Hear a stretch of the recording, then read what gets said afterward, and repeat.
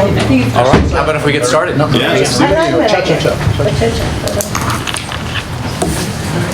will call the meeting to order, and why don't we begin with a pledge to the flag? Oh, didn't see you back there. Man, I just banged my knee. Okay, ready? Begin.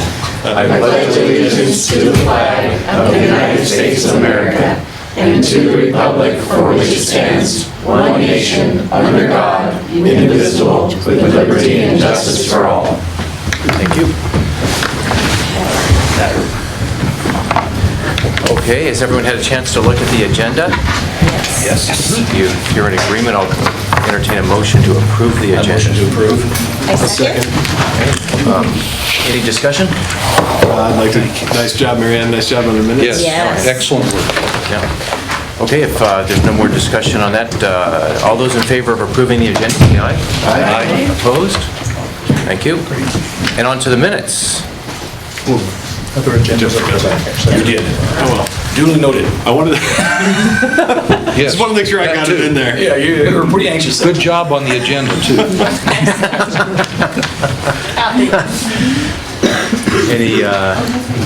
Any comments or changes on that? Otherwise, I'll take a motion. I move to approve the minutes. Is there a second? Second. Any discussion? All those in favor of approving the minutes? Aye. Opposed? Anyone abstaining, by the way? Okay, minutes have been approved. Public comments. Mr. Chairman, we have two. Great. Mrs. Dutter. Welcome.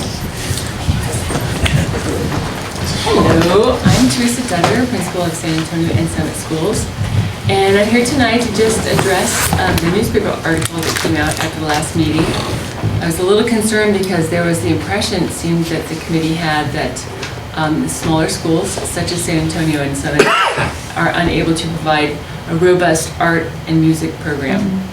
And so I wanted to correct that because we actually have a thriving art and music program. The music program is the equivalent of what the other sites have throughout the elementary schools. And our art program, we have art, as you can see. This is something that's not just staged for tonight, but this is art indicative of the small schools. And we have art track at Summit School and at San Antonio School. Heidi Zinn is our art teacher, and we have art every week in every classroom. So they have a robust program at each site. And I would caution the committee to not look at what appears in this article to be looking at just pure numbers, because as you're invited by me directly to come and see San Antonio and Summit schools, you can see that each school site has its own flavor, and that you cannot look at just numbers to make a decision on whether a school is running well or not. And both schools are running very well. San Antonio is pretty much at capacity, and I think we're making really good use of our school site. So I just wanted to correct those impressions because I was a little concerned with how it was worded in our article. Do you have any questions for me? I have a question. What would you say is the culture of San Antonio and Summit? Would you say that they're different, or they provide a different environment, a different sense? It's very unique. We have the 5 elementaries. Each school has its own culture, its own flavor. And people, if they're looking for a certain fit, they'll gravitate toward whatever they're looking for there. With San Antonio and Summit, it's kindergarten through 6th with a very unique population. We have our mutual recess times where the kindergartners and the 6th graders, all those kids are at recess at the same time. And it's very familial. It definitely has a different aura and culture than the bigger schools. And neither one of them are right or wrong, it's just that's what it has to offer. And for people who want a small school setting, Summit is so wonderful up there on the top of the hill, and they have all this rural playtime. I watched the kids today out on the soccer field, just having a great time running around. There's kind of dust kicking up because everything's so dry, but they're both very happy campuses, and that comes across readily. And I please invite you to come and check it out if you've not had a chance to see the schools yourself. Some people have never set foot on either campus, so I'm glad to show you around. Well, I will say that I grew up here in Ojai, and I've never been, I don't even think I've driven by San Antonio. I had the great good pleasure of visiting the campus the other day under the auspices of something entirely different, and I was blown away by the history. I mean, even standing there and seeing the picture of the original building on that site, I almost started crying. It's a very, very special place, I do agree. So thank you for the invitation. I'll make not a question but a comment, and that is I didn't read the article, but I can assure you that from day one of this committee, we recognize that it is a purpose. One of the purposes of this committee look beyond the numbers, hence the cross-section required by the education code. So we recognize that, and that's one reason why we have a committee. If we just crunch the numbers, we wouldn't need the committee. Right. So what the article said to give that impression. And I went to San Antonio I'll School. share it with you. I'd like it back, but I'll share it with you. Oh, thank you. So you can have a full... And my comment was just being an actor for so many years, and the advice that is given is true. Don't read your reviews. That is an article for the general public, but our work is concealed in what we're doing. And I'll take that good advice. My father said, if you're in a newspaper, just be happy they spell your name right. and one more thing is, excuse me, San Antonio was the first school I ever taught at here. And that program is now Valley Oak Charter School, I think. And when I worked with you, it was the entire student body. That was a very exciting time, and it is a very unique campus, like all of them are. We'll do you right. I just wanted the opportunity to say hi, to invite you all, and to just clarify the comments there. So, okay, guys, thanks, and I do appreciate your work. I'm sure you're not fond of having to do evening meetings, so I appreciate you guys looking at everything very diligently. So thank you for your time. One last thing, just to get a chance to say how well you run your school. My son went to San Antonio for TK and K last year, and we moved to the Miners Oaks this year so he could be closer to our neighborhood school. But Miss Dutter does an amazing job, and it is an amazing culture. Familial is exactly how I describe it. So if any of the members of this committee who haven't had a chance to see the school in operation, please go and take it out. Yeah, and I think the comment did come up last meeting about all our schools are small schools, relatively speaking. So I went as a parent and wrote down some of the things that make San Antonio significantly different as a small school. And one is traffic. I mean, you have a lot less traffic. You have much smaller school events so that it is familial and you can kind of connect with parents. Your overall class size is much smaller, so classes can connect much better, each individually within themselves. Interrelationships with all ages of students, which I think is really significant and important for the development of kids. We have many field trip opportunities. I think in some ways, because we're smaller, the administration becomes very accessible. And just one final thing, it's a gorgeous campus, which you just cannot, I mean, I wanted my children at a beautiful school. I wanted them to have an opportunity to be in a beautiful place every day. That was really important to me.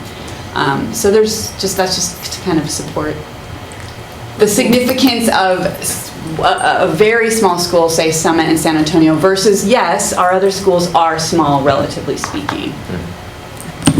Well, thanks, you guys. Thank you. Mr. Weed is next. Mr. Weed? Is it Mr. Weed? I'm just giggling because I've been to 2 other public meetings this week and they mispronounced my name both times. Hi, so I need to understand format. Are we doing 3 minutes for public comment, or how many minutes is the guideline? Yes, the guideline. Good guideline.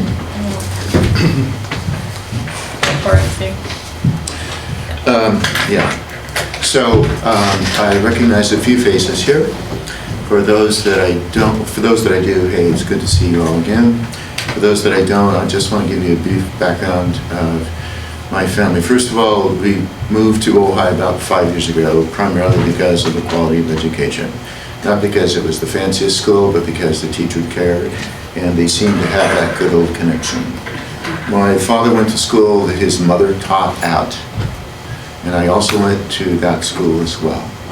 And I realized that when you're in a small community and you have those memories, well, gosh, why have we been talking about this, you know?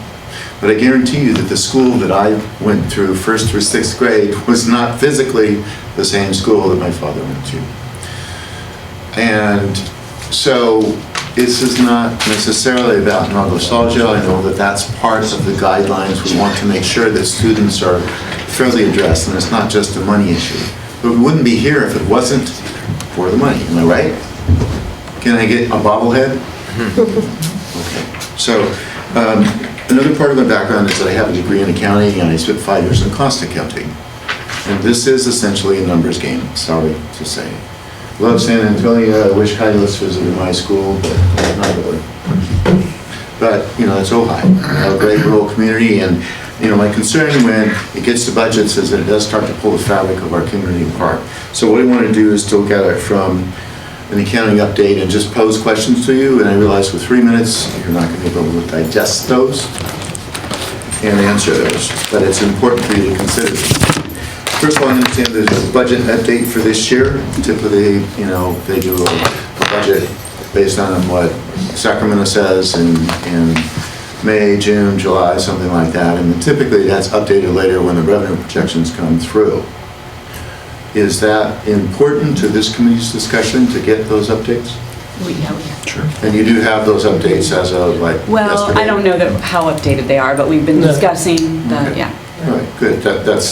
I think that's germane from my perspective, and I'm glad that you share that opinion.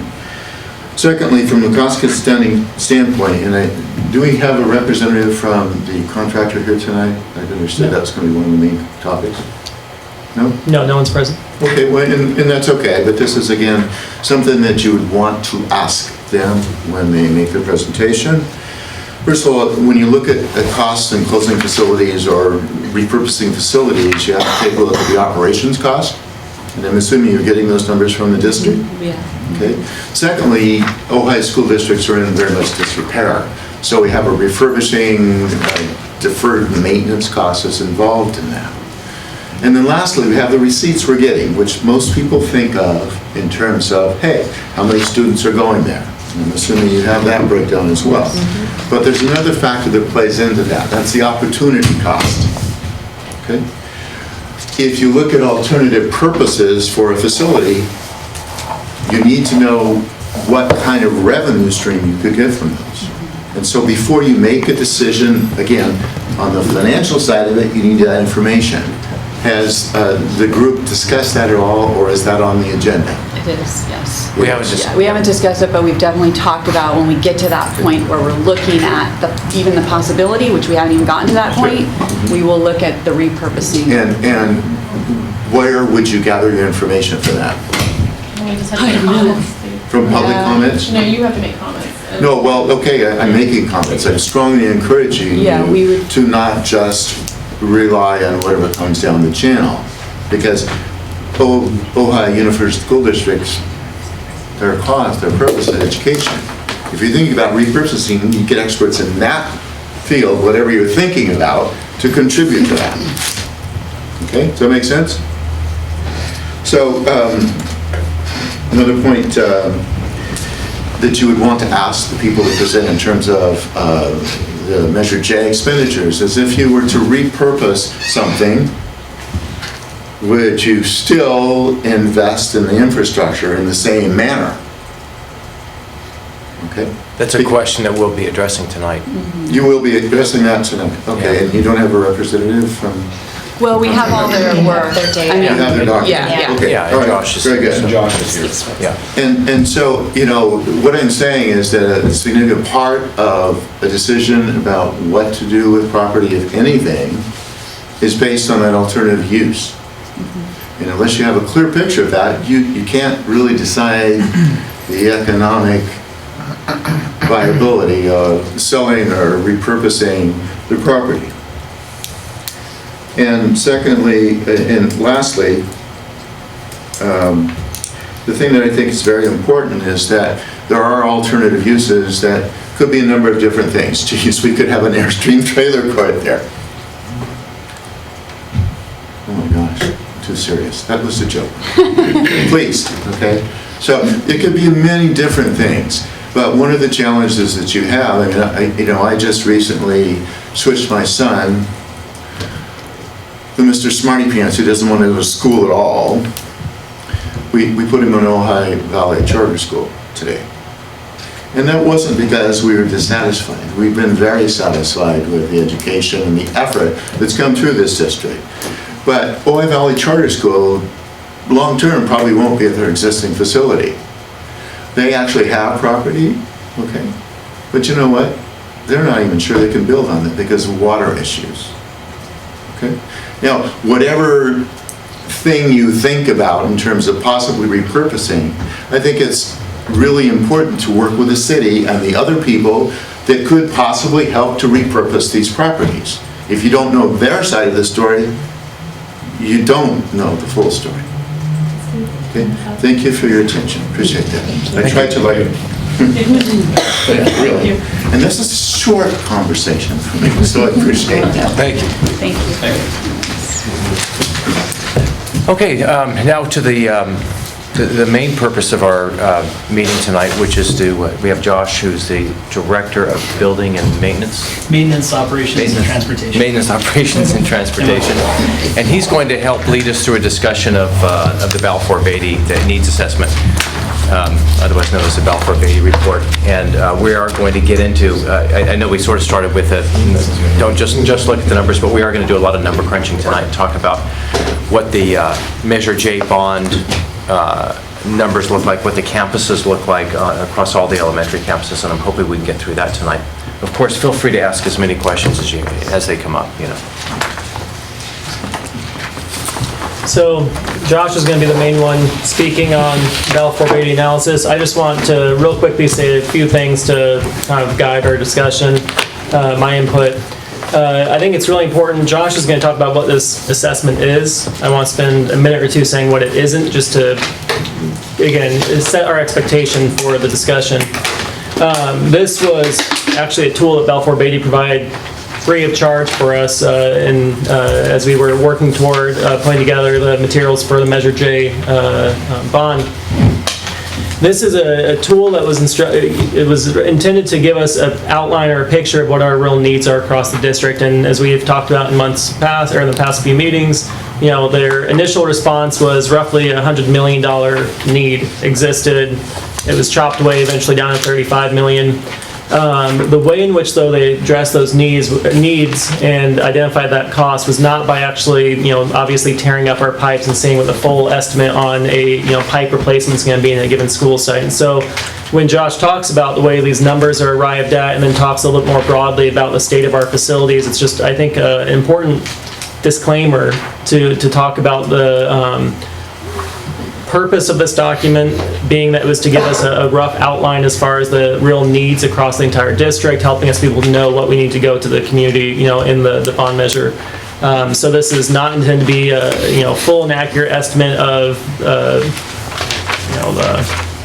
Myers Oaks requiring $7.8 million in that needs A column, and we're only able to give them $3 million. Those numbers are not the full estimate of required expenditures at each individual school site. It's meant to be a tool to help us understand the general needs of the schools. This document does not differentiate between school sites. If we looked at, again, all the schools need, let's say, work on the HVAC system, on the AC and heating, it did not take into account the current state of those units and whether or not there was need for replacement or repair at an individual school site. What it looked at was a general concept of, based on the square footage of a campus, you're able to project that, general HVAC repair and replacement costs are X amount. So when, again, you see the amount here, it's not actually taking into account the reality of the HVAC system at any of the 5 campuses. It's looking at, based on discussion as well as walkthroughs, which again, Josh will go into a little more detail, the knowledge that there is, a need for HVAC work, but it's not actually drilling down to the exact cost of what we think Myers Oaks HVAC repairs are going to be versus what Miramonte's HVAC repairs would be, and so on. I just wanted to make sure that we did have that outline, and then I'll turn over to Josh to have him walk us through a little more. Just to clarify, it's not just HVAC, there are other categories of the costs that are based more or less on square footage of buildings on a campus not necessarily looking at the details of the campus, is that right? All of them are. All costs projected here. So this was done prior to the passage of Measure J? Exactly, that's And correct. this is, so what you're saying is this is not really technically an estimate? Exactly. That's exactly what my desire to frame the discussion I was. just have one other question before you begin. Right.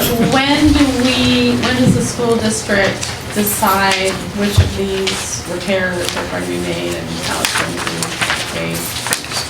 I can talk a little bit about that too, if you like. Sure. Well, good evening. Yeah, as Andy mentioned, the document that's in front of you right now is actually a derivative that we came about as part of the focus on Measure J, to be able to start to pinpoint specific dollar amounts allocated to school sites and categories. As you see, the breakdown in of itself is done by estimating divisions, as general contractors would go through and select those particular divisions, everything from structural work all the way down to interior finishes. So that's those division numbers you see right at the front of every line item. Now, the first thing we did prior to Balfour Beatty's involvement, we actually did site visits with members of the Board of Education, the principals, and we did site walks. And we actually went out and visited every school site and put together a list based on specific staff concerns, a needs list, if you will, priorities list for each one of the school sites. We then took that information, passed that over to Balfour Beatty, and in turn went out with them as a team again, the second time, and walked all the school sites so we could personally inspect some of the conditions, some of those items that were on the priority list for each one of the school sites as well. So that's kind of that was the phases that we went through in the very beginning. Now, as Andy already mentioned, the number that we came up with was significantly higher on that early analysis, well over 100 million. One estimate went almost 3 times that at one point. On the very beginning stages of it, we felt that the 35 million for the Measure J allocated amount would be something that was most tolerable by the public and something that we felt we could get readily passed, knowing that it had been over 10 years' time since we had passed a measure of this sort, specifically for the school district.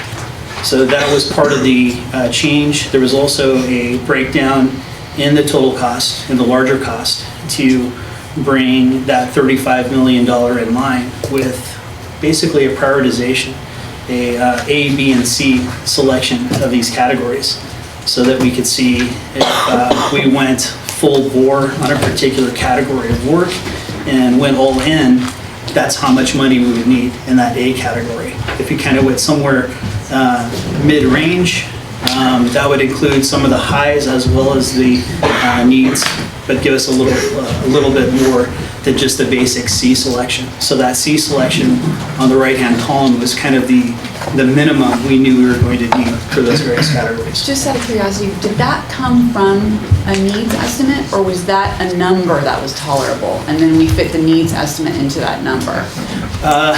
It was a little bit of both. Okay. It was a little bit of both, Okay. quite honestly.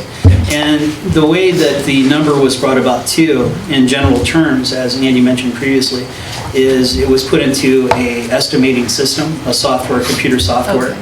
and that's how some of the numbers were brought about. So can we look at C, column C, as not just, what's tolerable in terms of the bond issue, but is that sort of a prioritization as well? It's like, if we're going to do anything, we need to do this. I think it could be looked at, I think it could certainly be looked at as a prioritization, especially for some of the more important items like roofs, infrastructure, where we get to the plumbing, the electrical, gas lines, those sorts of things. I think you could definitely look at it as a prioritization for those specific categories. But some of the numbers that are more of a placeholder, when you look at things like field usage or the exterior grounds, those numbers based on square footages for what we're actually operating on for current grounds and maintenance. So that's how that came about. So those are more of a placeholder. Okay. And where is the committee that oversees the Measure J fund spending? At what stage is that committee right now?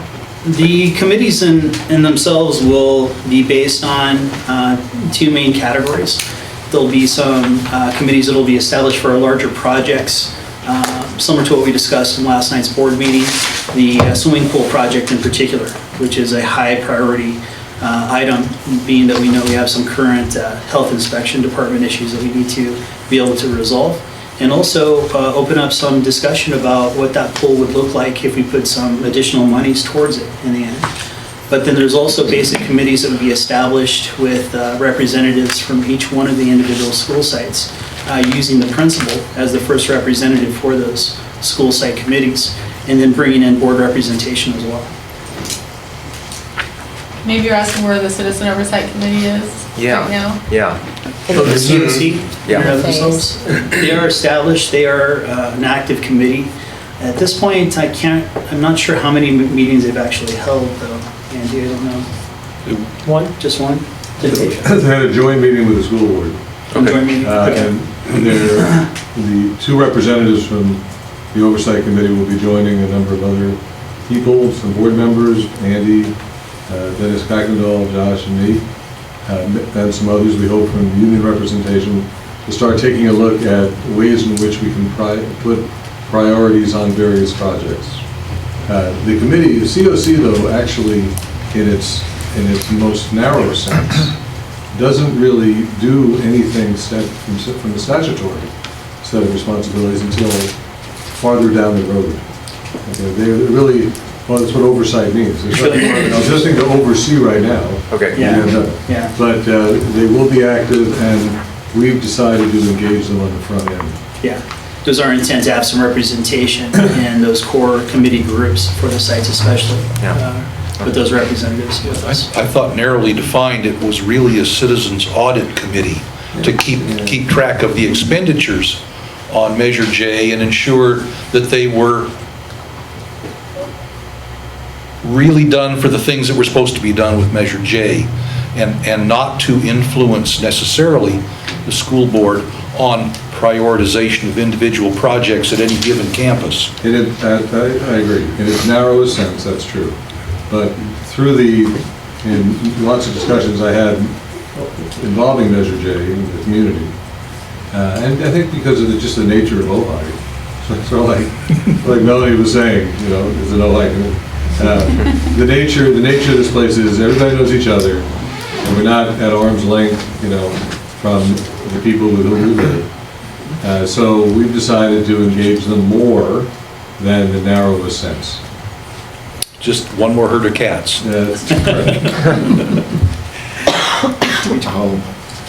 I just have a question as far as Measure J and this money. Is that it? I mean, are we going to collect more money? Does anybody know that? What's that? $35 million Not from the bond sale. That's what the bond, that's what people voted. 35 million is what was So they have to vote again for more money. Now, when you're looking at things like more money, you've got to consider in the broader picture, there are things that we have available to us that we can bolster the Measure J funds with, and those would be things like Proposition 39. We do have some funds allocated for that. Explain what that is. Which is the state energy measures, which allow us to go in and do upgrades to electrical systems. Okay. For example, use of LED lights is a good example. And then upgrade of heating, ventilation, air conditioning equipment for higher energy standards, increasing insulation, those sorts of things on those lines. Also, there's specialized items in Prop 39, things like solar heating systems for the swimming pool. So those things will actually work together with us for the monies we have with Measure J and help that dollar go a little bit further as a result. Okay. Are the assumptions behind not the needs, but at least the preliminary thoughts of how you're going to meet those needs within the 35 million, are they not already taking into account the fact that when you do upgrades in certain ways and not in other certain ways, that you're going to get more state money? I'm not sure I'm understanding that correctly. I mean, it says you need to do HVAC upgrades at a certain school, and recognizing that it's an average number and all of that. Does that take into account, is that the net cost of doing that, or is that the initial cost not counting anything from Prop 39? That's the initial cost, not counting any consideration from Prop 39. Maybe you can help. Yeah, those were more of a raw. What would be the most optimistic scope of Prop 39 monies during the lifetime of Measure J? Well, Prop 39, it's a total of about $700,000 we're getting over a 5-year span, roughly 125, 130 per year. Has to be fully expended by the 17-18 school year. And it is also known as the Green Energy Jobs Act or Green Energy Jobs Bill. So it's really very, very narrow focus on, as Josh brought up, some of the lighting areas and some of those other, just energy efficiency opportunities. So, and then the first part of the $700,000, roughly 50 or so, goes to a very in-depth audit that's required before you actually develop your plan that you have to have in place before you begin actually realizing revenue. So you have to go through a full audit to understand your energy utilization throughout various periods, and then again, really it's intended for light switches or, motion sensors and some of those sorts of, real kind of low-hanging fruit for energy enhancements that also will put someone to work to install those items and that sort of thing. Is that in the plan separate from Measure J then, the plan to do those things? So we've held off on creating our Measure J priority list as well as our Prop 39 action plan, really waiting until we had our construction management firm, Balfour Beatty, in place, and we're going to be, over the next few months, having our committee work on making sure that we fully leverage all those dollars. So we don't have our Prop 39 plan in place. Everything that you see in this Balfour Beatty needs assessment does not take into account Prop 39 revenue opportunities. Again, we're talking about roughly 2% of the total money that we're getting from the bond is what we'll be getting over a 5-year span for Prop 39. So we're not talking about a very substantial amount of money coming from other state sources. Okay. Any other questions at the So moment? any other questions? All right, thank you.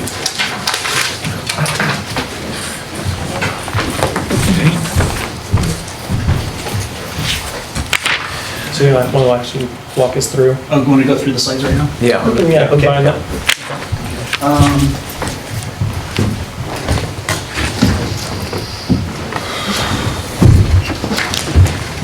Can you see anything? Feel free to move over. Very minimal information is going to be up there. Are you working directly, Josh, from the plan that we have, the information we have? So it looks like you may be starting on page 8. Oh, they haven't, In case yeah, I these think people someone can't that was see it. distributed. No, the actual needs assessment. Oh, I don't have a slide for that. Oh, we didn't understand the slide, but do you want to just give us a little more Oh, okay. breakdown of what? Okay. What's your? Yeah, I guess I don't have an actual. Is this what we're looking at? Okay. They're all individual.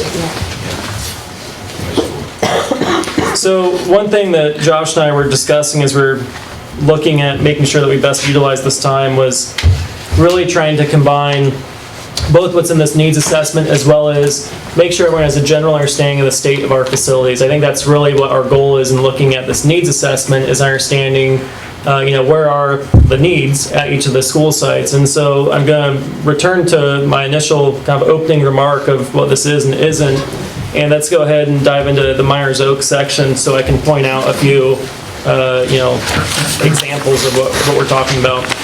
So Andrew and Josh, if I could ask, will this be available electronically to the needs assessment? It already is, I think. PowerPoint? Yeah, those are separate. The PowerPoint is Yeah. 8 slides to show our school campuses, but yeah, we can have it It's available. reflective of the needs assessment document.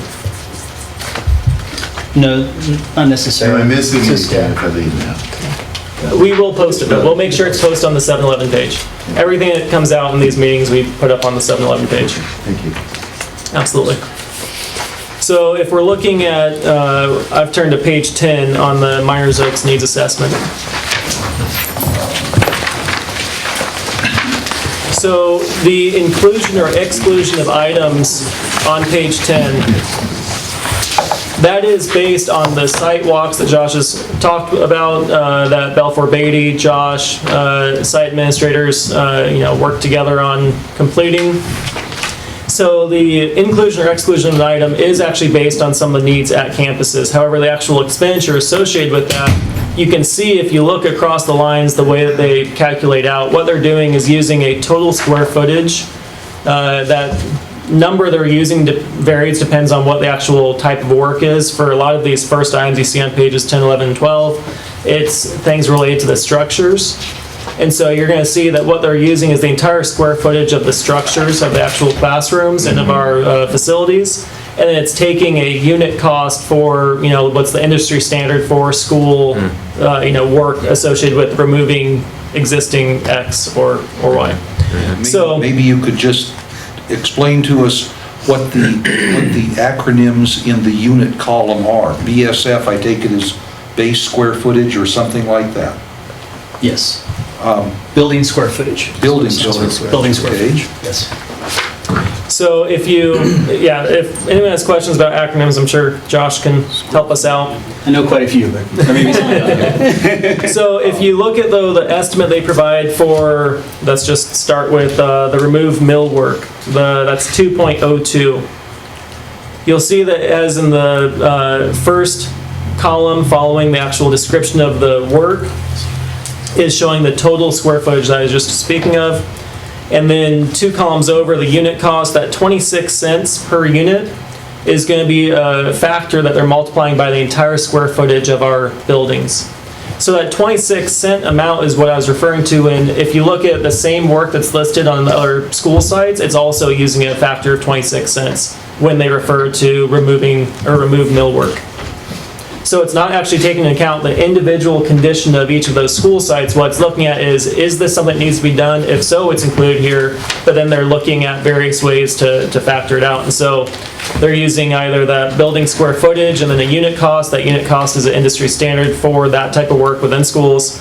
And then that gets them to the needs A column. So that's how needs A is built off of, and then needs B and C are reductions from there based on trying to fit these smaller numbers. Needs B is 50% of A, and needs C is 50% of B. And that's the 35 million, 50 Roughly, million. that's certainly true in many cases. Overall, A and C are the same. And then C and D are the same. Yeah. yeah, there's and then you can see that as the comment section says that for the most part, once you move into the B or C column, you're in at least the first page addressing, ADA concerns, or in some of the other areas, it's really just focused around, health and safety, repairs, or. It explains it in some detail in the original The letter. introduction. Yeah. Yeah, there again, It kind of it's just- explains the breakdown of the best Yeah. versus the what. It is just a general factor too, and those Yeah. factors would be adjusted in the computer program as needed, but again, it was trying to find some type of a baseline, because sometimes the factor is a little bit high, sometimes it may be low. But the idea is to try to find an average between those and make sure you satisfy all the various categories, then make sure you get a whole number in the end, Josh? that it would be reasonable. I have a question. The unit cost is a bit confusing because I'm assuming that this is labor as well as materials. It's all built-in numbers. So Okay. when you're building, you've got to consider All inputs. materials handlings. There's shipping costs. There's other factors that are associated to that type of work being performed, and that factor is designed to include all those categories for that particular work. Is there if you were, let's say you got the $100 million that can only allocate it one school at a time, do you have a hierarchy of the needs for each? Is there one site that needs the work done immediately, where one site could be put off a year or two down the line? I mean, personally, or just in general? Just in general, and with your expertise and knowledge of each site. In general, from a construction standpoint, you would start with the exterior of the structure, exterior envelope, if you will. And you would work on that from the top down, quite literally, starting with the roof structure, working down the sidewalls, making sure your exterior is intact, make sure you're weather tight, and then you would focus on those things for the interior. Because that would also impact things like your insulation, your air conditioning, your factors for your R values, for your heating and cooling systems. But Maybe I misunderstood the question, but I think you're also asking about how can we better understand the needs of individual school sites, especially relative to one another. Rather than saying maybe that can Maybe that, do you want to move into the There we go. kind of the division? And I don't know, do we want to pass out these summaries at all? I don't know if we want to do that at all. What are those? Are those But, the fit summaries? Yeah. Yeah. Yeah. We do have fit reports, and what the fit is, it's an acronym for Facilities Inspection Tool. I'm required each year by the state of California to actually conduct the site inspection of each one of our schools. And the fit document is actually also used in our SARC report by our principals in the end every year. So you see those working together. What's the SARC report? As a complete SARC, acronym for School SARC. Accountability Report Card. Yeah, there you go. It's an accountability report card.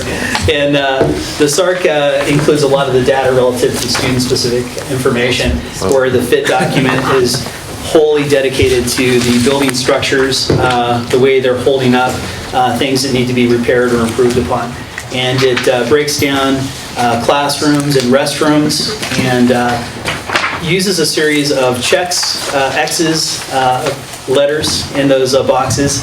The first 4 pages of those packets, they're quite extensive, and I know it's a lot of fine print in the document. It's a lot of detailed reading, but it gives you a quick synopsis of how it works. Basically, in the categories, if you were to glance at them, if there's a check mark there, it's in good standing, and if it's a D indication, there's some type of a deficiency related to that category. Okay. And what it does in the end, it actually gives you a numeric score. When you sum it up, it uses a formula at the last page.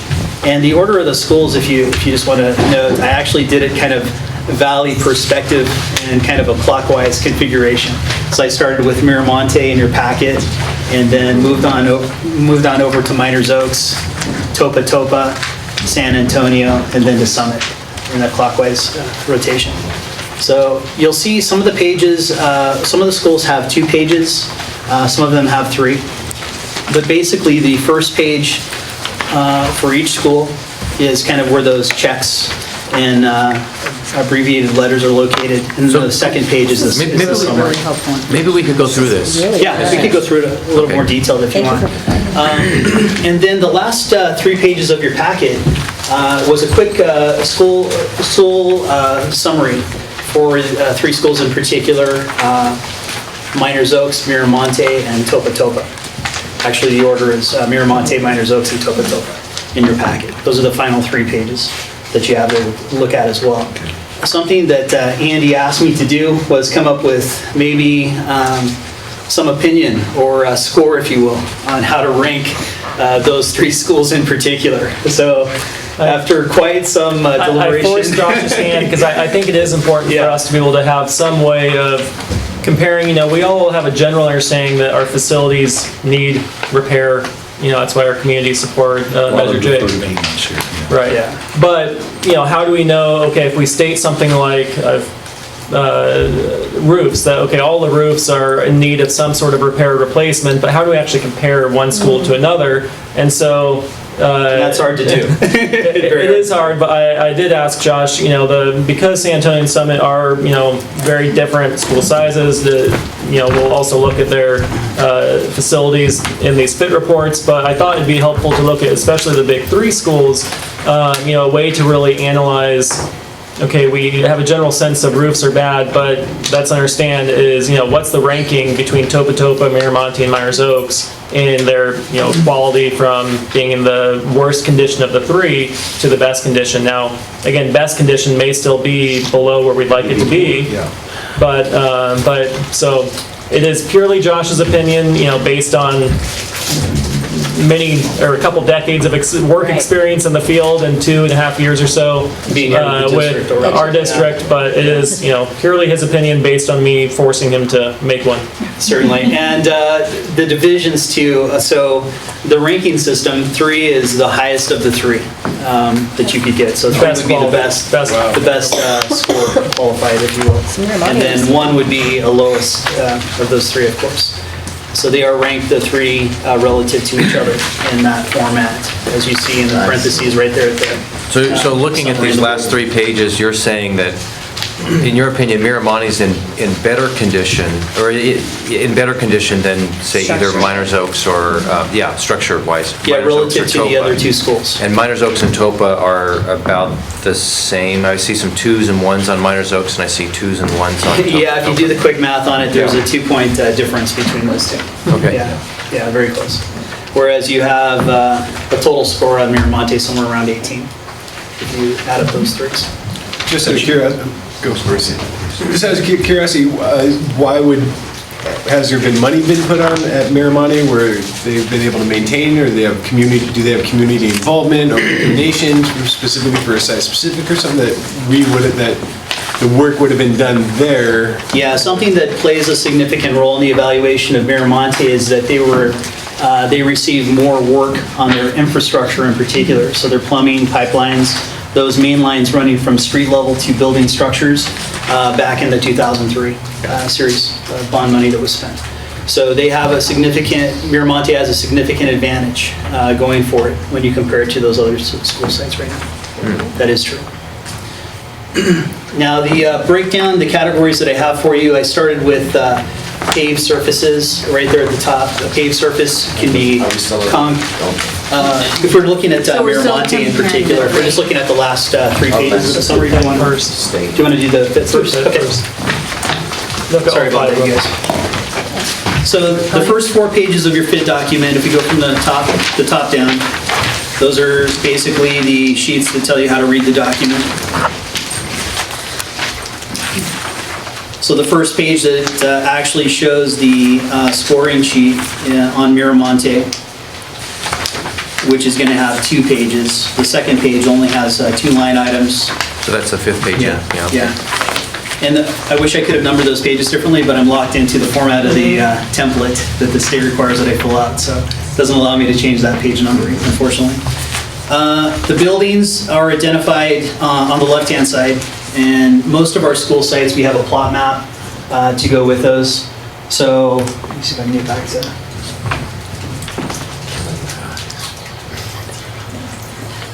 So, this is Miramonte. Let's redo that one. And do you have to do portables as well in this survey? Yes, all the structures would be evaluated. So we would evaluate portable buildings as well as permanent structures. We'd evaluate anything that a student is potentially going to go into or occupy. So that would be restroom buildings or multi-purpose rooms. Cafeteria, library. Cafeteria, of course, library Yeah. are all included in that gymnasium. So for Miramonte in particular, the building letter designation that we use, building E, is the administration, of course. D is a combination, has the multi-purpose room as well as the kitchen area, the larger structure.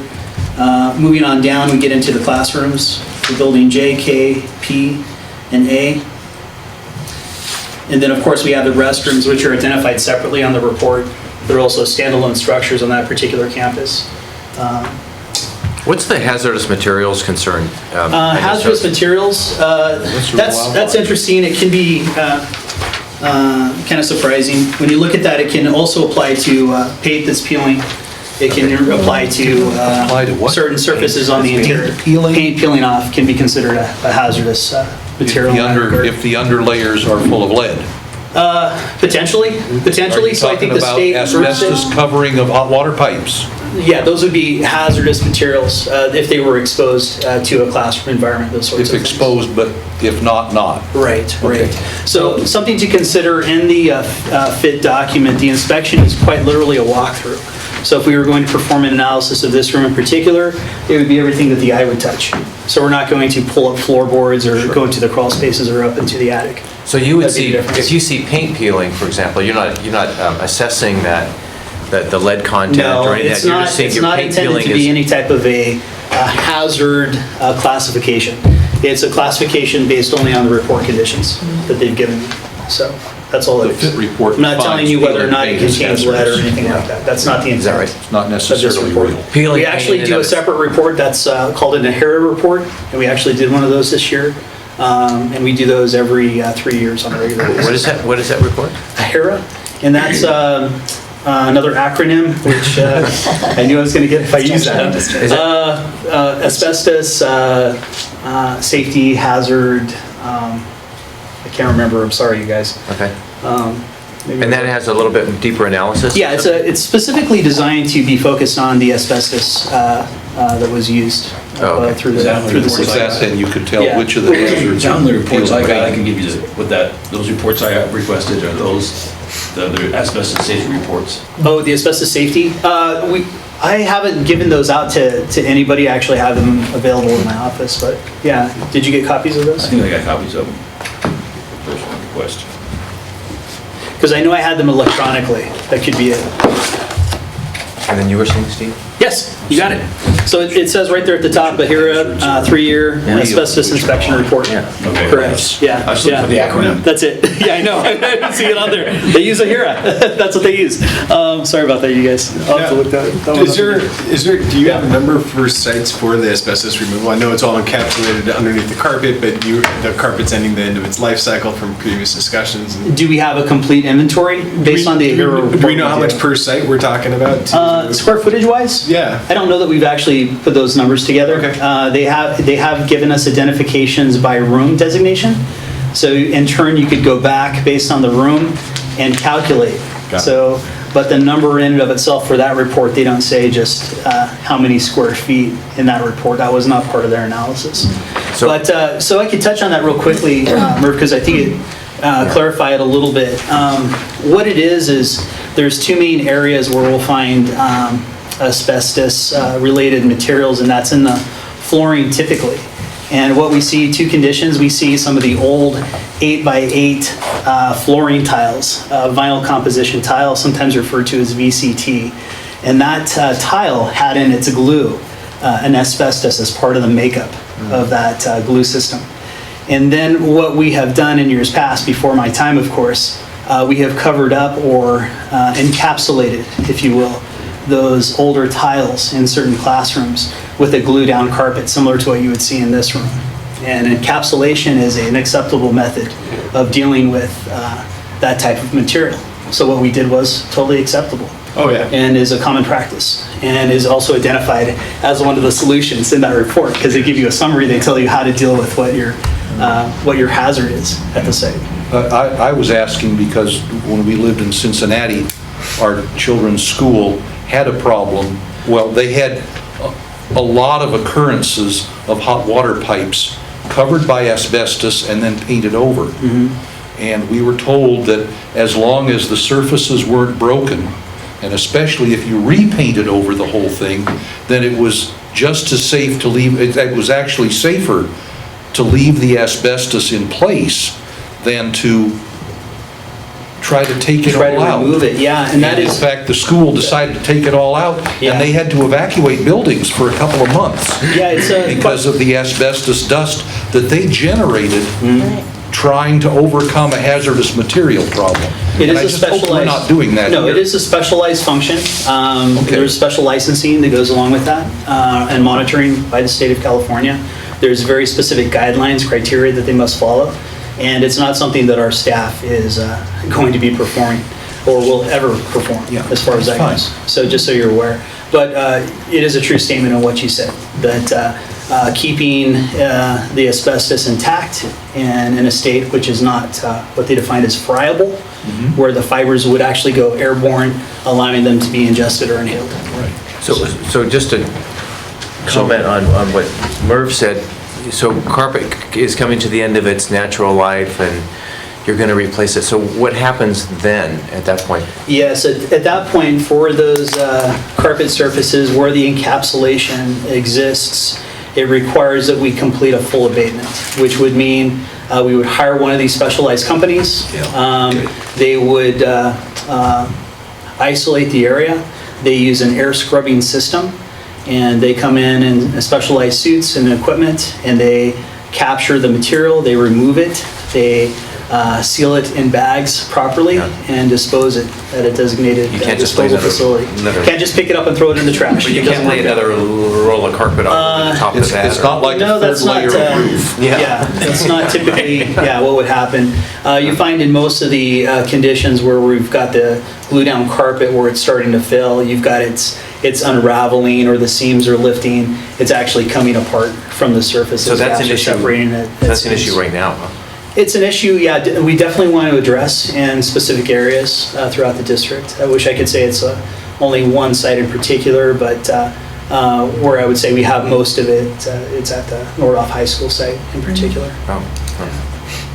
So Josh, a quick question about, I'm looking at Miramonte, and even though it got basically a perfect score of 18 out of 18, Yeah. there's still deficiencies. Correct. And so you're And- still recommending monies go, or Certainly. The team is There recommending still it. needs to be some monies allocated to Miramonte, even though, there again, as Andy stated, it's based on opinion or ranking only for these 3 schools. Sure. And even though it is, like you said, a perfect score by that standard, it doesn't mean that Miramonte doesn't have some certain things that need to be addressed. And when you look at your sheets on the fit report, I think you can see a couple of items where we're listing those deficiencies. A lot of the painted surfaces, in particular, the building exterior, where you've got a stucco system that's been painted over. Even if you look at the site here at the district office, you can see the paint is lifted off the surface. Excuse me. So that's a very common condition throughout the school site, no matter what building you're looking at. You've got some cracking of the plaster that's occurring, so you've got some deeper structural issues that will need to be addressed as far as the patchwork of the plaster before you can even touch up the paint. And then you've got the roof structures in general, which almost every school site has a definite need for a replacement or repair of their roofing. Okay, so that's Miramonte. Why don't we look at, Miramonte. why don't we look at the next? So we flip over to Miners Oaks next. Oh, can I ask you a question? Yeah. So after I go through my 2 pages of the check marks and that sort of thing, then there's a page that has category totals and rankings. There is, yeah, that's a, Counting the check marks. yeah, it's giving you a formula, Oh, yeah, okay. and it actually explains the formula in the earlier pages too. Yeah, okay. But you can see that how those summaries are breaking down to the common boxes at the bottom of the diagram, and then it actually gives you a percentage, and then it gives you a rank, which is defined by good, fair, or poor. So in their case, Yeah. it's 89.86, Yeah. which falls into the, E plus.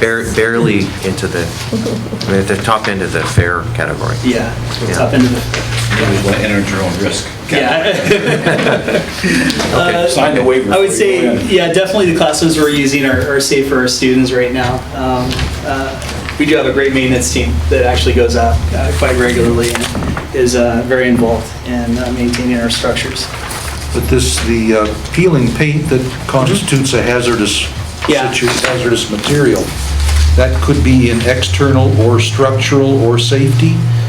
By their division? The Is that- way, yeah, I'm just trying to understand how all these numbers come together. Yeah, I think if you wanted to look at just the quick categories, so when you look at, so going back to the front of the document again, and you look at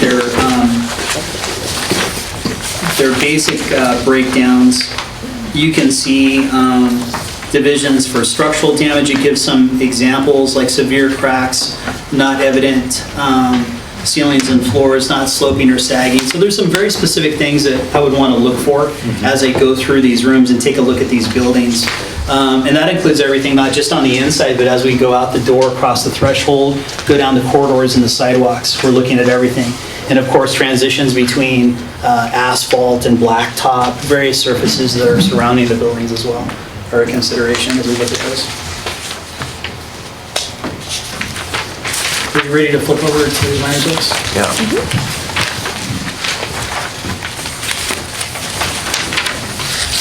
So Miners Oaks again, I know this seems like they're too small maybe to see from this point.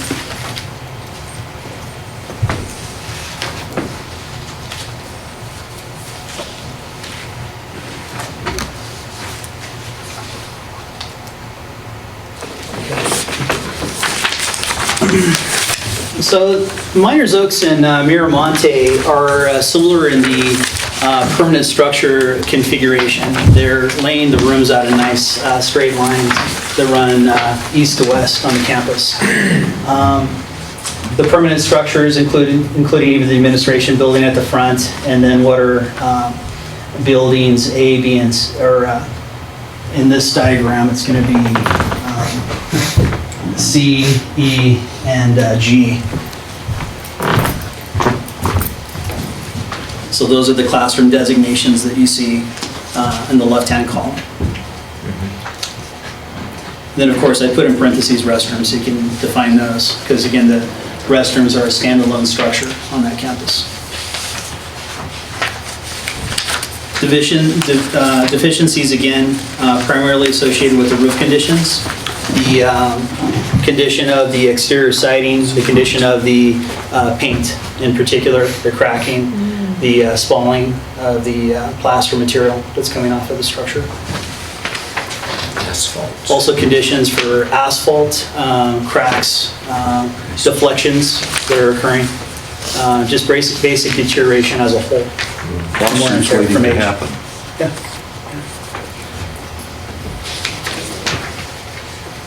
Any specific questions on matters of this? Well, building K, it looks like it has an X, which I'm looking means extreme deficiency. And I guess my question would be, does this get addressed before Measure J monies are allocated and/or decided upon? I know your team is constantly out there making things work, but... What I would say in particular for those rooms, they're being used as storage right now. So that is one thing that in particular to keep in mind for those 3 specific rooms. Part of the issue is that they're a portable structure where the roof has begun to fail.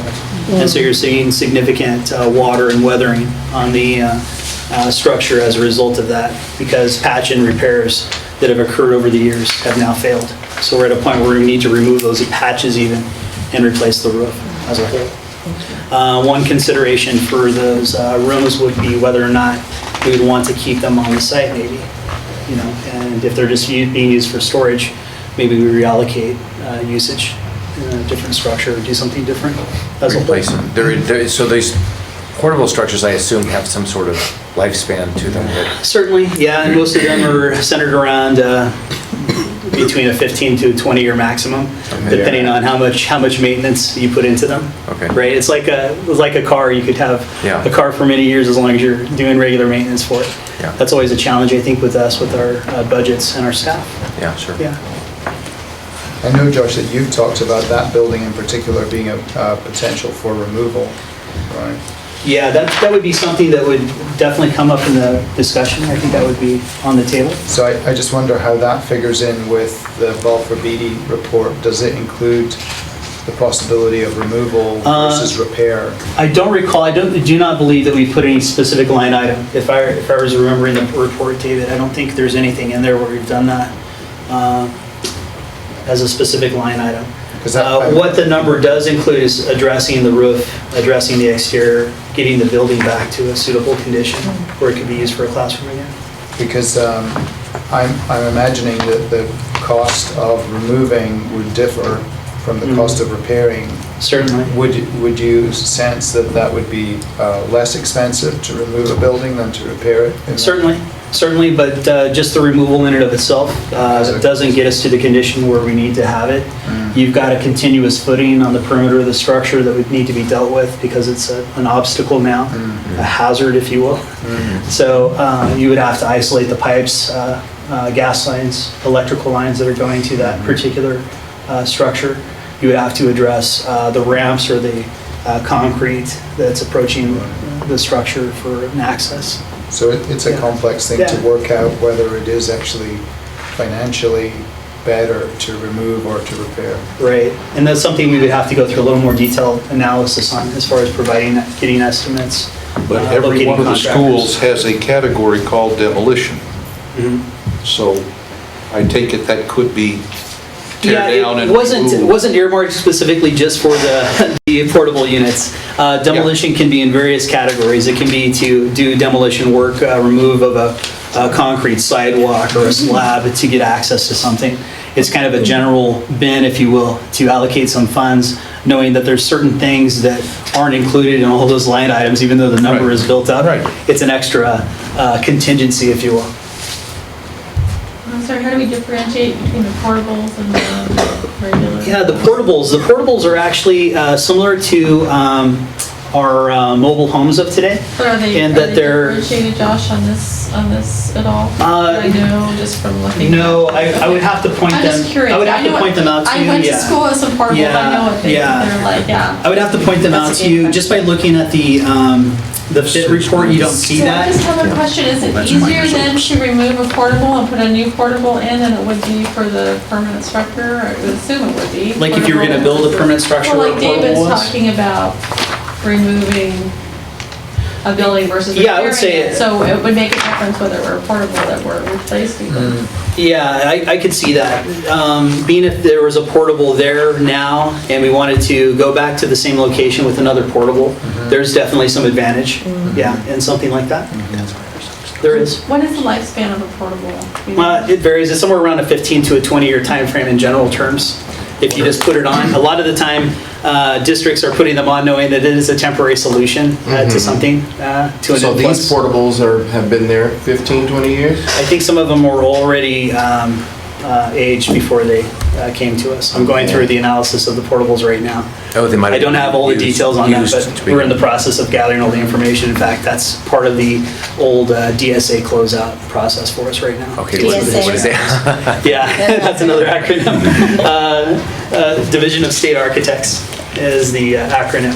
Division of State Architects, they're in charge of our school sites. Anything at a school site that could potentially fall or collapse onto a student or cause injury to a personnel or staff at the site. Amazing. DSA is involved. Marianne brings it, I'm sorry. No, go ahead. Marianne brings up a really good point. Is there a way that we could see, rather than cross-referencing in the Balfour Beatty report, is there a way that we could see which of these buildings for each of these 3 sites are portables? I have 2 quick ways. One that we're kind of starting to look at tonight. In the summary sheets, the last 3 sheets at the back, you'll see that I've given you room numbers. Those room numbers would correspond to a site map similar to the plot map I'm showing on the slides right now. So I think that could be one start to a quick reference if you're wanting to read the summary and then flip over and look at the map at the same time. Perfect. That could be a quick. But for a full analysis, I think I would have to develop a more detailed list for you to know. I just have a question, Josh. Are we looking at repairing the portables like we would the regular costs, or are we differentiating some of our repair costs? The portables do need repair, and some of them are in fairly good condition. So I think they're definitely worth repairing. Some of them are quite literally at the end of their lifespan and need to be replaced or removed. So it does vary. I wish I could say it's just that thing, but it's not. So it's kind of an unknown at this point. Like Yeah, I with think- those buildings, but if you have a portable that you think is near to the end of its lifespan, the cost of replacing it with another portable or removing it entirely is an unknown. Great, because we haven't gone through that step of going through and getting the quotes for it. Yeah. But it seems that everything is pretty much at or near the end of its lifespan. Most of the portable, yeah, a lot of the portables are, right? So any site Yeah, that has portables, we can sort of assume that There's a little there's bit more gonna work that be- needs to be Yeah, done. okay. What I've tried to do in those last 3 pages in the summary, I've tried to identify too, those specific locations where the portables are in a little bit better shape, so that you can know that. Yeah, I try to give you kind of a heads up. Because I don't want you to think that all the portables are, need to be removed. That's not Well, the I case. mean, for Yeah. example, if they're being used as if they're being used as storage, Yeah. what priority does that take then?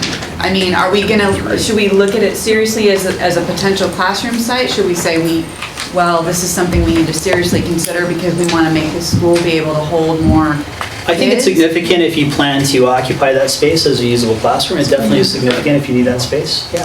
I think Josh has already hit on this, but just to echo it, we're still very much in the early stages of making the plan as to where our Measure J dollars are going to be going. So part of that, the district's been holding off again for a few of these things to line up, having our construction management firm in place, being able to have this committee make a decision or make a recommendation to the board as to, the long-term future of the potential elementary school sites.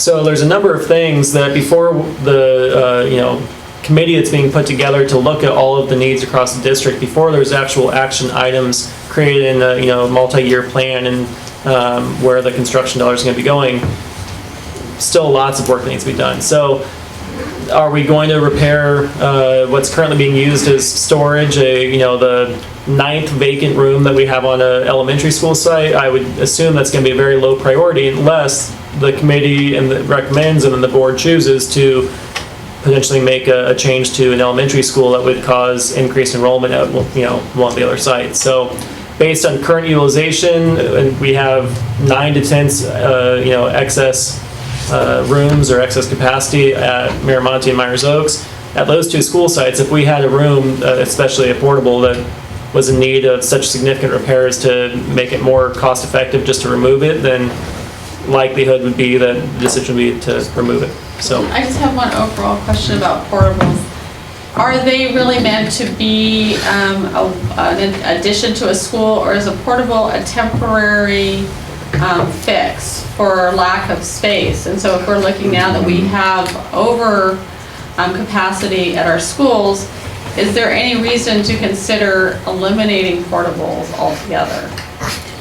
I think the intent was when these portables were brought on site that we had an immediate need based on our population, our school populations. So I believe that was the intent. But at the bringing three them big in, that they weren't schools, going to be used. if you just remove the portables, you've lost a lot of classrooms that are currently in use. So you Correct. can't We are just using do that. We are using several of the portables as classrooms right now as well. But I think the idea was that it was an affordable solution to an immediate need. And that's why you see so many on campus But right now. not a permanent solution. There again, yeah, not as permanent as, say, a permanent structure that we would build today, you know, where we would use brick and mortar most of the time, or concrete block to build, you know, to meet earthquake standards and everything else. So it would have a much longer lifespan.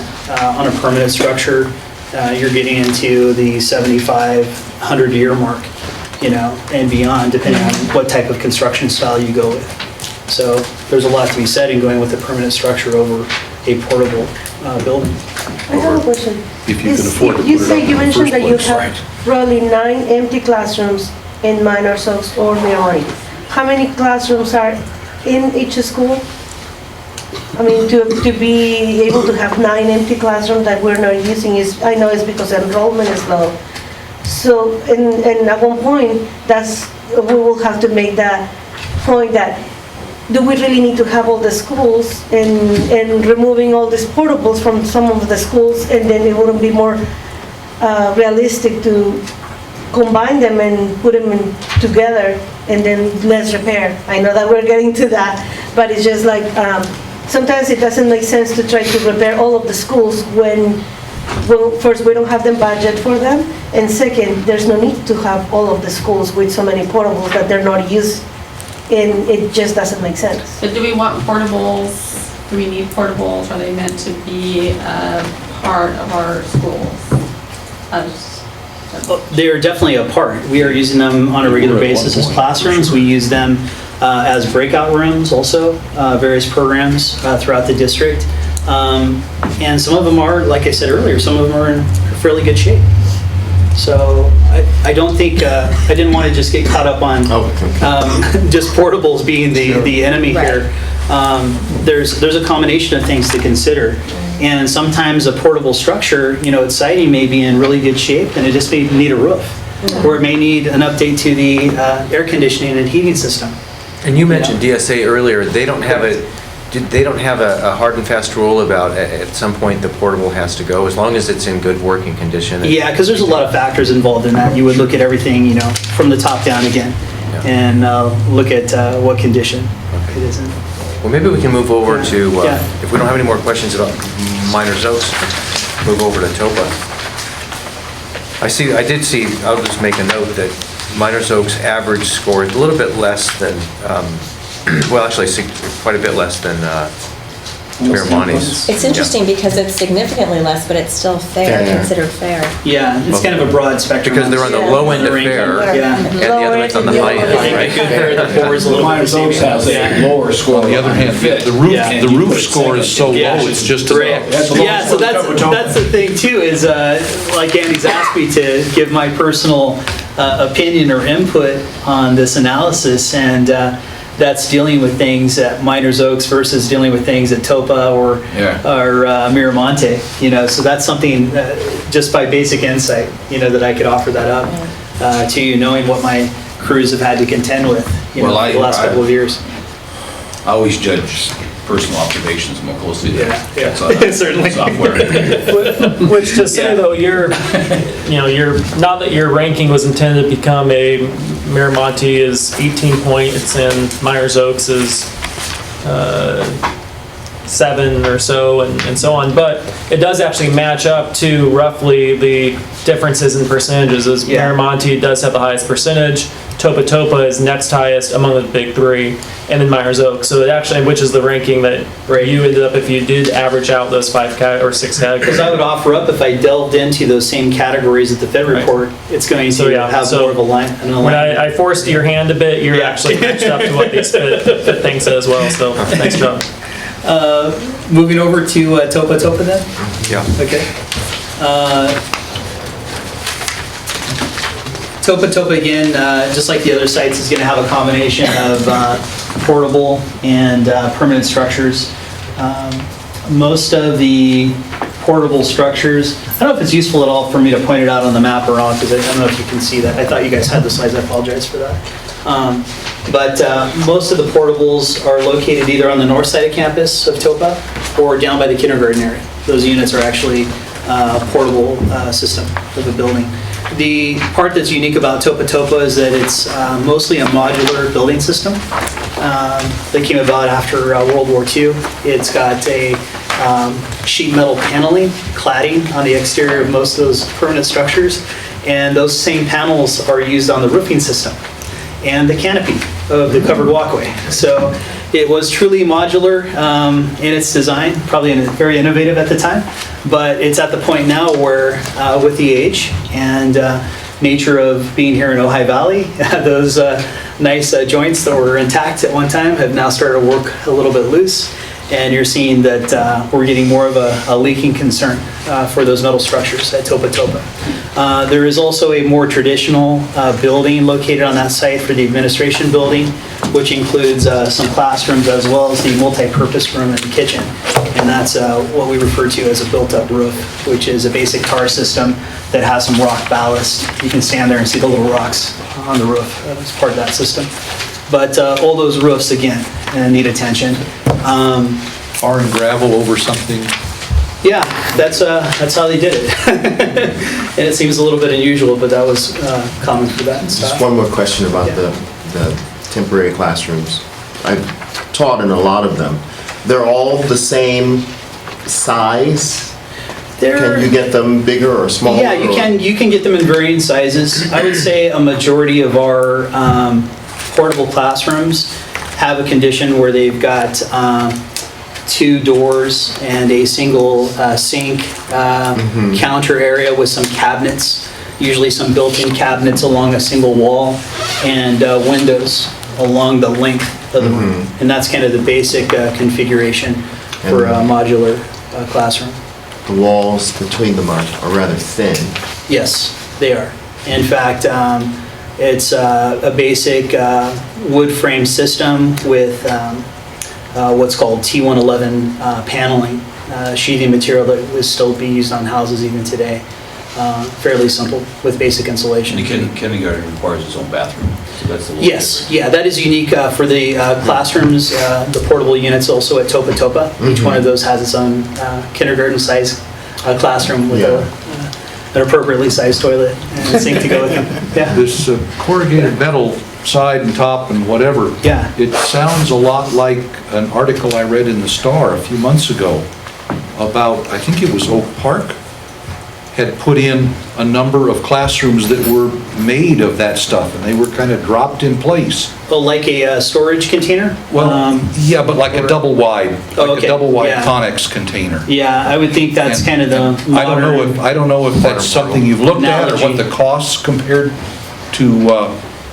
Interesting enough, the company that we're doing business with right now, Balfour Beatty, was involved in that project. Oh, okay. Well, they can be a good source of that information then.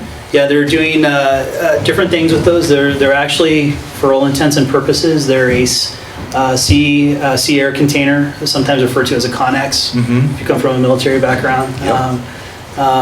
They've been pre-approved by DSA and are designed specifically to meet the requirements to be converted and made into classrooms. And so they have the cabinetry and they have the plumbing and the electrical? Yeah, there's various companies that provide sourcing for those too. Sounded like that Similar from to the Star our article. portable buildings today. There's different companies, you can get different finishes, different treatments on walls and windows. Do you have a sense of the lifetime of those things versus the portables that we have versus the brick and mortar that we have? I don't know, I would have to talk more to Balfour Beatty on some of the estimates that they have for that to tell you, quite honestly. But, you know, as far as the proven use, I would think it would vary with the location. Like here we have the extreme heat that always bakes those metal surfaces quite heavily in the summertime. I don't want to belabor the point, but I just want to understand, we're looking at a lot of our schools being underutilized, under capacity. But we are seeing that we're utilizing a lot of these extra portable classrooms. So I know that the school district was sued in 1985 for being overcrowded, the school district. And it was Ojai was. I'm curious whether these portables were brought in around that period when there was a super high population of students in Ojai. To my knowledge, a majority of the ones, and then I know this from dealing with the current closeouts from 2003, most of the ones we have at our sites now were from the 2003 timeframe. There could have been some that we brought in the 85 cycle, but have since been removed and replaced. So what was the impetus in 2003?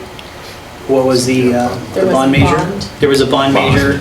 I don't know the dollar amount on that off the top of my head. Well, Kentwell was relocated from the main office here over to Tohoto. Yeah, they changed the operational. Those three portables were put in to facilitate that move. Yeah. According to the report here, the Miners Oaks portables, buildings K and L, all came in between 88 and 98. Oh, there you go. Okay, there's the answer for that.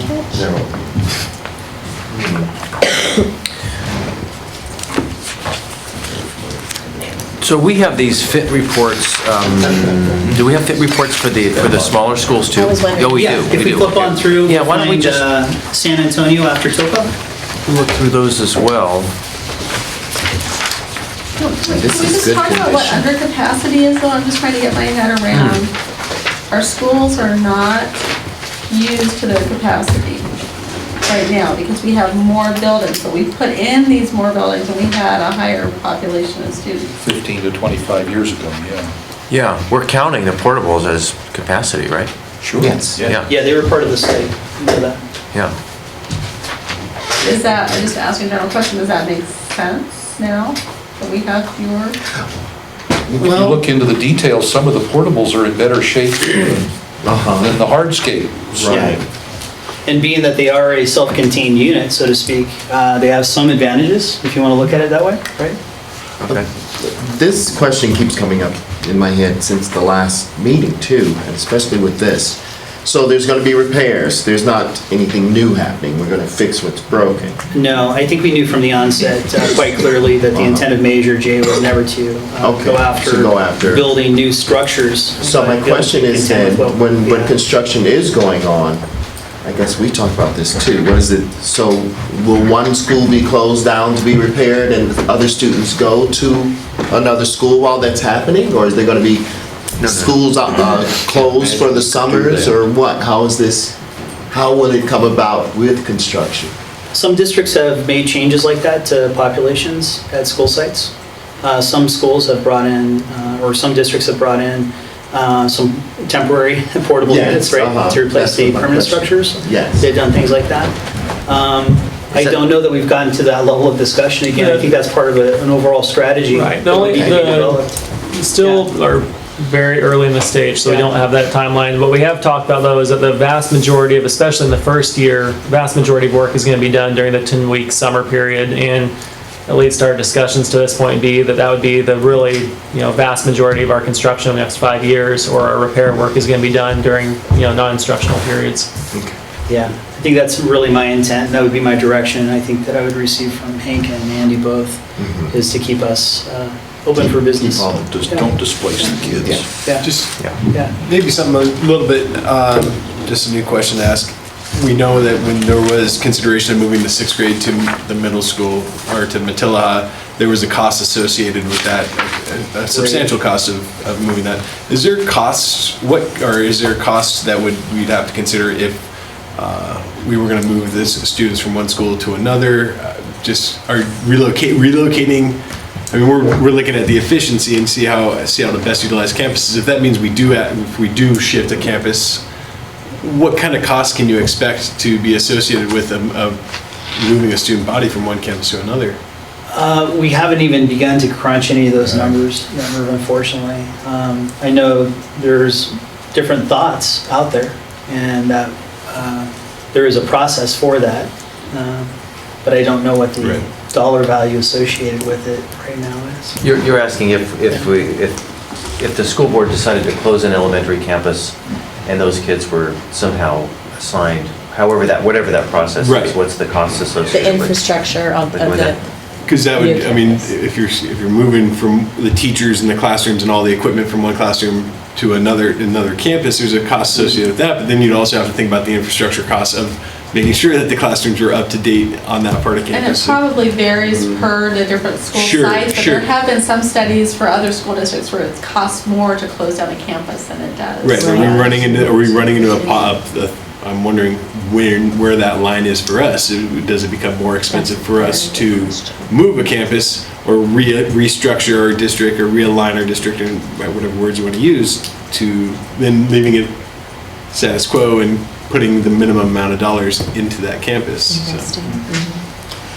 Yeah. Unfortunately, I don't have an answer. Was that Chris? That's a key question. Yeah. That's a key question. I think that's what we're supposed to figure out. Well, it just seems to me that, I don't know, maybe this is out of line, but say we close a school in order to repair it and move the kids to disperse them through the district while that school is being repaired or torn down and rebuilt. It seems like everything's just really at its life's end, these buildings. Is that true, Josh? Are these buildings, we're not talking about just portables. Do we have school sites that are at their life's end, or we're not saying that, are we? I don't know, I'd say fair does not I think mean a fair, life's no, I end. think that's almost an extreme statement to make. I don't know if we want to take that jump and say something like that. So far, we have one site that Across the has board. one building with Yeah. one room that has an X on it. Right. Right. I don't know if we should maybe purchase a D and start over. No, I don't think we're at that point, honestly, Glenn. But You want to look at what's the oldest brick in the district? It's right here. Exactly. One of the And I mean, this site and Attila are two of our oldest sites, you know. We've got sites that have historic significance, you know, that kind of thing is a consideration too. Of course, there's one. Yeah, I don't think that there's anything that says that we would go out and remove something or put a bulldozer to it and start from the beginning. I don't think that that's the right approach. That's not what we're talking about, right? Yeah. So I'm excited. Then I won't think about it. Hey, well, let's take a quick look at Looking at San Antonio? at San Antonio and then Summit as well. San Antonio is kind of laid out in an L shape in its basic arrangement. The administration building runs parallel to Karn Road, and then the classroom buildings are in a straight, the long leg of the L along that area right there. But they do have some portable structures towards the end of the leg right there, and then permanent structures here at the front, closer to the administration building. That's And then the not in the restroom- Balfour Beatty report. We don't know which are portable and which are not. No, they don't go through a straight analysis like that and separate it out. So is it building C then that's portables, or is it? So we would start, I can't see the letters, Yeah, but it's I'm trying to down do on the the numbers. end. I know every one of these maps is worse than an eye test. Well, you know, I'll point out yeah, it starts at room number 3. And Down moves by out. the amphitheater? Those Yeah, down by the amphitheater. Those are so well tied Yeah. in. I know, And that's what I'm They look saying, like they are part of the They're original structure. Yeah, they're a portable modular system, but they were well done. They were well Yeah, and including the restroom facilities that aren't even shown on this map. This is an older map, right there by room 7. So that's the restroom that you see here at the bottom of the left-hand column. Yeah. And I'll point out standalone that structure, which was done the, quite well. So those are probably some of the nicer restrooms in the Really district. nice, You know, yeah. even though they're a modular system, they're done quite nice. Your capacity studies have nice color maps of the campuses that Yeah. are pretty easy to look at. They don't designate which ones are portables, but if you tell us, you can mark on your capacity study which ones are portables or not. That's pretty nice. And I do notate that San Antonio gets good. Yes. So, 91? yes. Yeah. That's good. San Antonio, again, the issues to contend with there, it has some unique qualities. The administration building in particular, we know we're going to have to be addressing ADA issues if we go into significant rebuild or reconstruction. Is that the accessible? Yes. Accessibility, Yeah. okay. Yeah. So you do a certain, Americans with Disabilities Act. a certain amount of renovation triggers ADA requirements? Correct. There's a dollar amount where it's going to be looked at based on a total percentage that we're allocating for a site. It's based on a percentage. So like you didn't roofs and- prioritize the smaller schools in your own assessment. Looks like So- they're all rated straight up, I mean, does that mean that timing-wise, maybe you'd wait on a school like San Antonio since it gets a good and Measure J funds might not necessarily go there right away? Is There's that still what some- when you're thinking prioritize, is that what you're thinking, or? Yeah, I guess, but I have my own personal set of priorities from a mod director standpoint. One in particular at San Antonio, we know we need to address the fire hydrant line, which has leaked almost from day one on its install, has since been isolated, and that runs the parallel road parallel to the baseball field. So things like that need to Where's be that taken care of. indicated on the fit test? It's not in the report because, like I said, the fit report really is kind of a walk around the buildings. We don't go underground. We don't go up into attic spaces. We don't go into basements.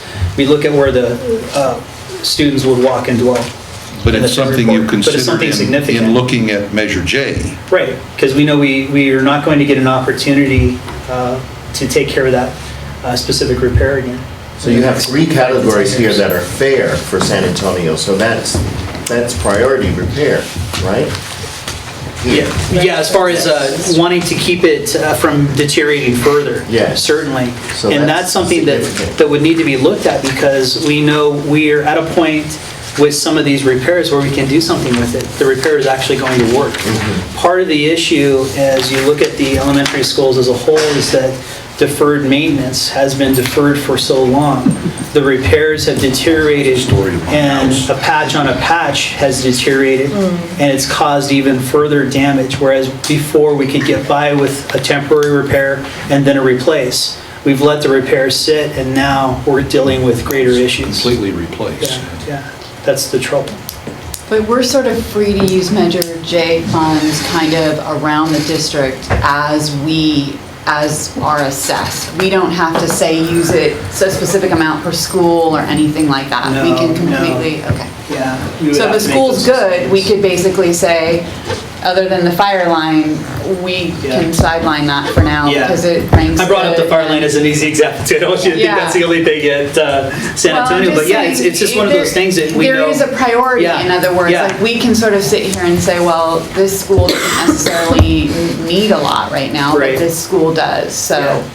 And I think as far as priorities I would bring to the group too is that I would want you to know some of the higher dollar items that are associated with those school sites so that you have that awareness because you're not going to really be able to see that by just flipping through the Yeah, pages. I think that's why I want we you to spend so much know that time. and that's why I bring up something like the fire line. The main structure at San Antonio has a unique roof configuration. Yes. And it has a unique roof tile which is a unique mold. It looks like traditional shake material, wood shake or split wood, but it's not. It's a cast material and it interlocks together. And to replace a tile out in the middle of the roof that is missing right now, we have to take it apart and put it back together like a puzzle. Have all of you ever been there? Have you been there? Because it's got Yeah. a, right, it's got Yeah. a pitched roof like this, so it's very different than some of the other Than sites. most Yeah, very steep Because it has Yeah. the front buildings. fairy tale roof. It's got. It does. It looks like It also something has out of. the large beam wood construction railings that are And what- exposed on the exterior. What I see which here is, Almost Bavarian, right? Yeah, Yeah. yeah, it reminds me of like Solvang. Right. so like the roof there that says it's at a 58.33%, so that's, Yeah, that's one of the roofs of concern is that main structure too, because we know we've seen some dry rot or some weather damage. We know we've also seen significant termite damage and deterioration at that site. I know Teresa could speak significantly to that if we asked her those questions, but things that are clearly visible. And again, as you walk around the school site, those are the things that were captured on this report. One of those things that's continuing deferred maintenance, it would be not tenting and gassing a building over the summer that has termite damage? Has the district ever done any of that for the places In the time where that I've been here, we you have not. identified termite damage? Right. We do have a integrated pest management program, which I do oversee, but costs associated with tenting, evacuating a structure, getting everything out of it that could be potentially damaged to that process is significant for us. So I think the cost has impacted us in not doing that in times past. I had a question about, now, and this all speaks to when Measure J funds are allocated and available. I'm assuming that the way the school district and the school board is looking at it is, and you, of course, are when you have the roofing contractor or roofing projects done, then are all schools get the roofing at that time? So you're able to, economies of scale, I guess? Yeah, that is definitely a consideration. Maybe multiple school sites or even multiple structures at a school site for the best dollar value, because there is a cost savings component that comes into that, doing multiple projects versus just one.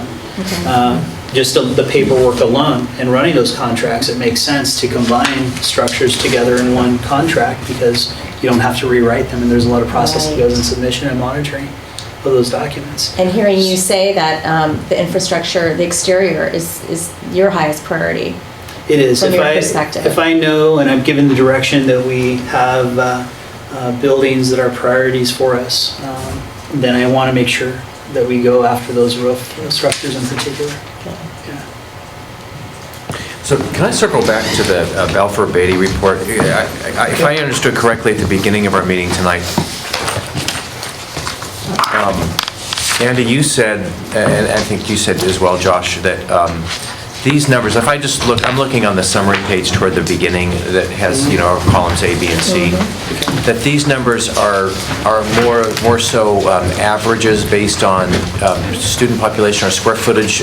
Square footage is primarily, that's one of the common factors, but they are truly a preliminary budgetary number. Yeah, not... in its general form. Okay. Yeah.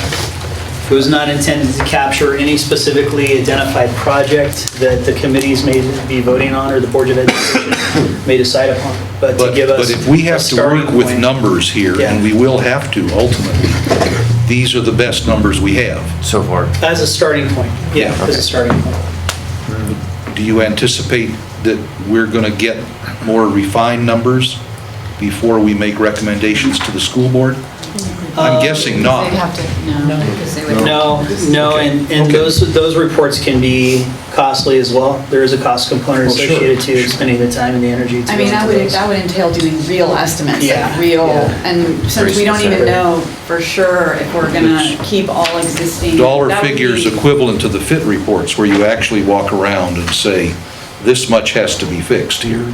Or Well, I think even more intent, yeah. Yeah, like get even contractor more estimates intense. is where the Yeah. dollars and cents would be worth. That would replaying. mean probably ripping up flooring and checking and making Yeah. sure you're gonna, because if you Yeah. wanted to know what It the would be- real cost. Yeah, true scope development is what would be required, because you may say that you want to go after a particular roof, for example, and then you find, well, if I'm going to deal with that roof, I find once I tear it back, I've got some structural damage. Now I have to deal with the roof truss or joists.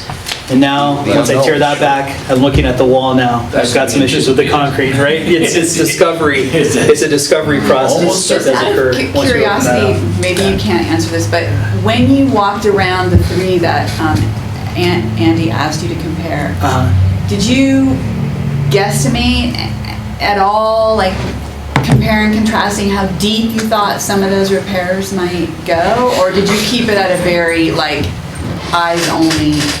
I mean, did you actually authentically keep it at eyes only? I tried to keep it as open-minded as I could, but at the same time, from a standpoint of construction, management, you have and to be engineering background that I knowledgeable come enough, from. So when I look at something, I'm seeing more than just what's on the surface. I am.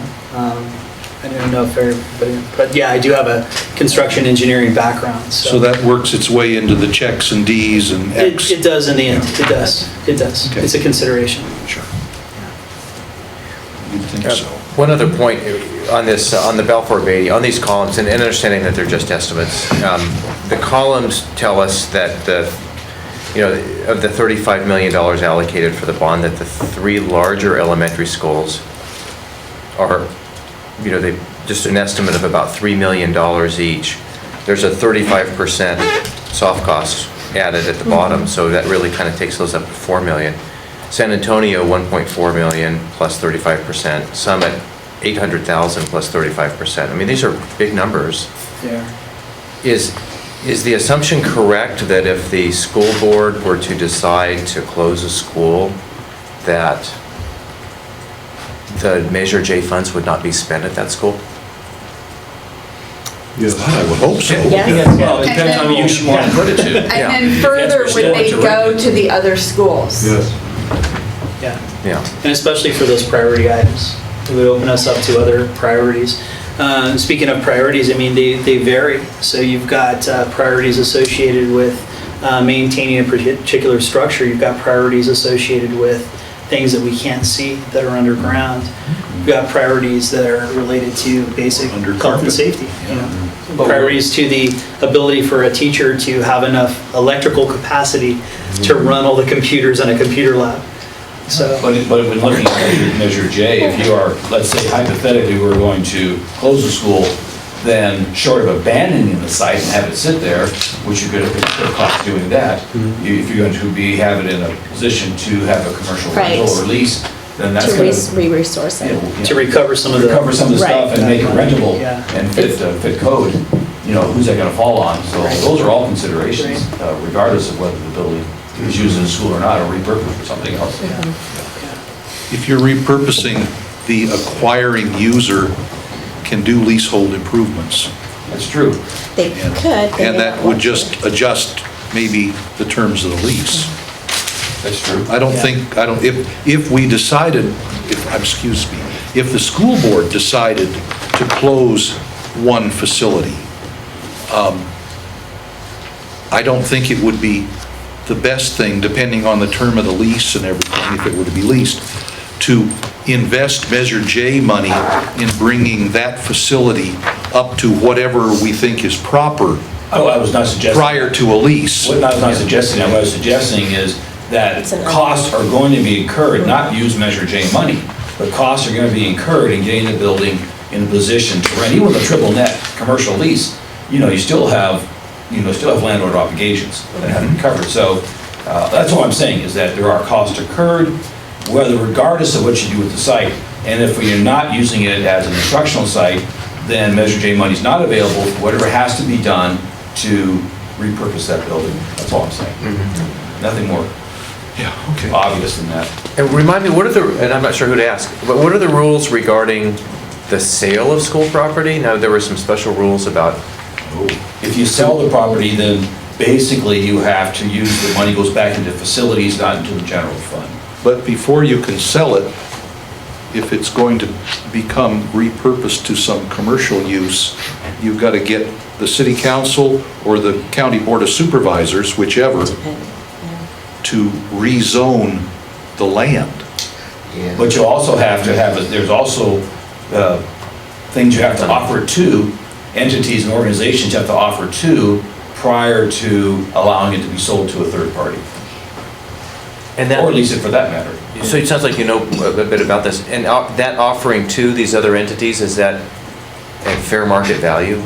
Is that the Yes and no. If the first tier of who would go to, there can be a reduction in fair market value based on that. What I can do, and I got a lot of help from Hank and on this with a very good memo, is I can help summarize that memo a little bit more and bring that in and give it to you to disperse, if you'd like me to do that, from an attorney's point of view. I think we should know that. I think we Yeah, should. very helpful information.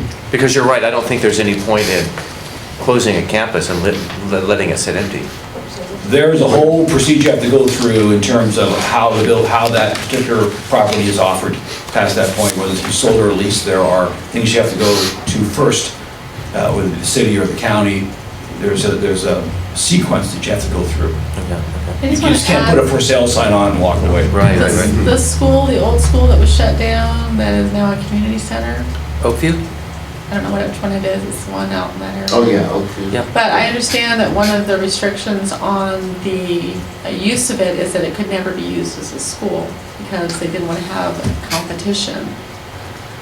Huh. Wow, how strange. Was that sold or leased? I don't know. Yeah, I thought you had to offer it to entities that could otherwise legally use PL zoned property, We'd have to which would be confirm, but schools can't- and government and I was told like by that, one of the yeah. operators. Nonprofits coming to second tier. Okay. Interesting. Did you want to take a look at Summit real quick? Oh, yeah.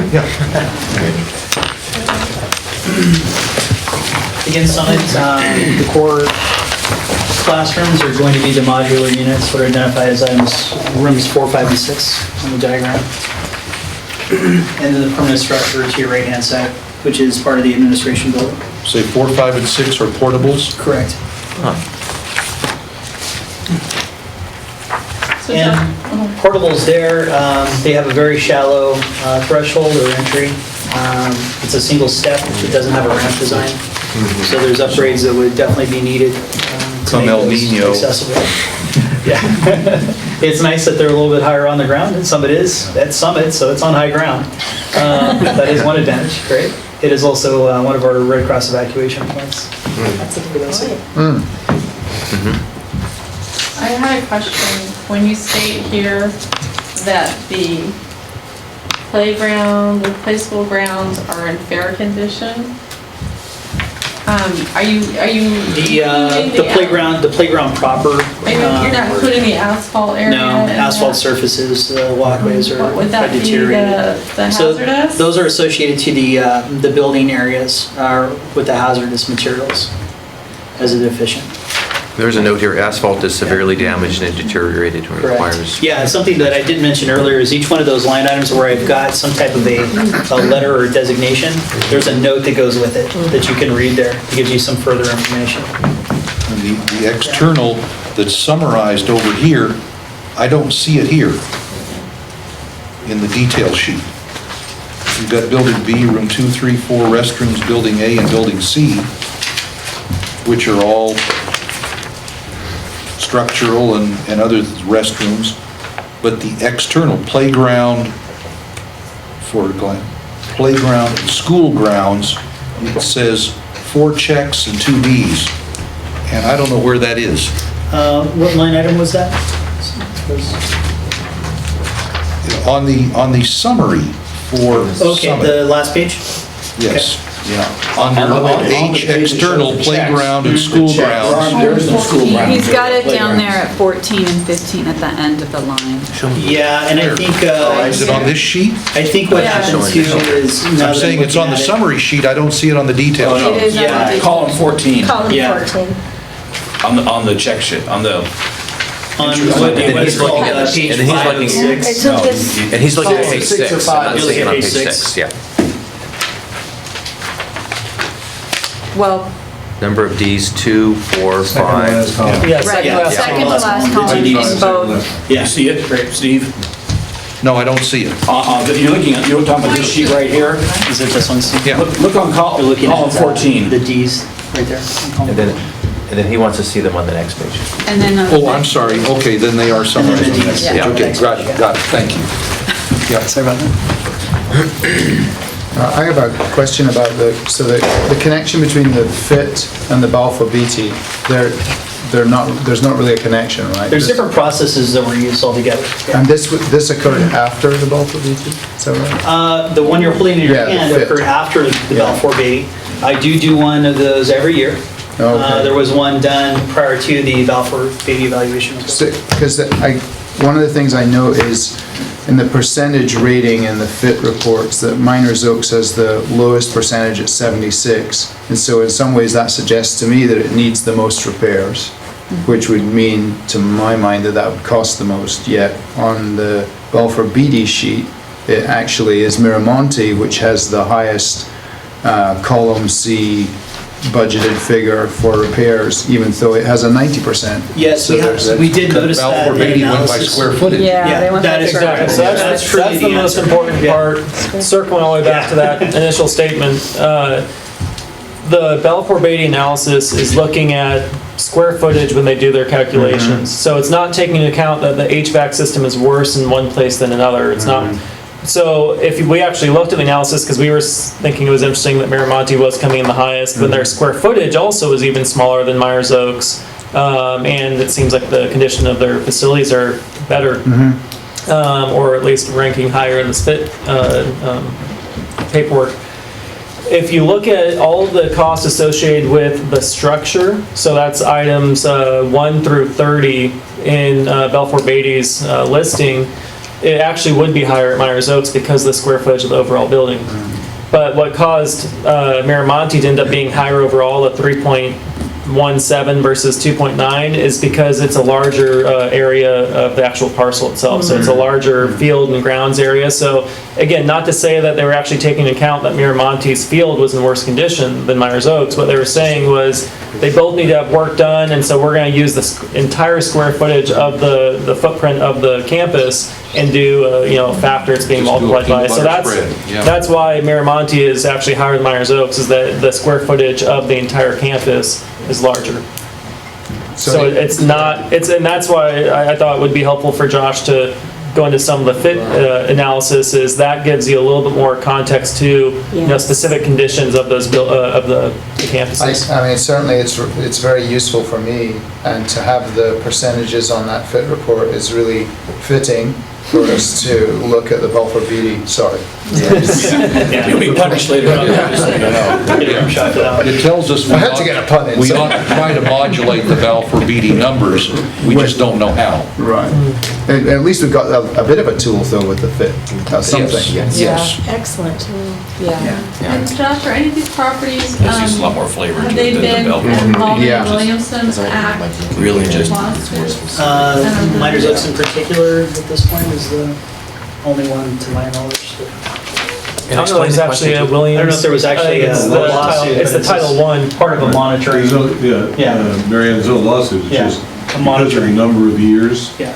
Thank goodness, the president and the Congress have now finally set aside No Child Left Behind. Yeah. A great percentage, as of yesterday. Thank But still, after 15 years of having it be in place, and most recently 6 to 8 years of the penalty phase, right?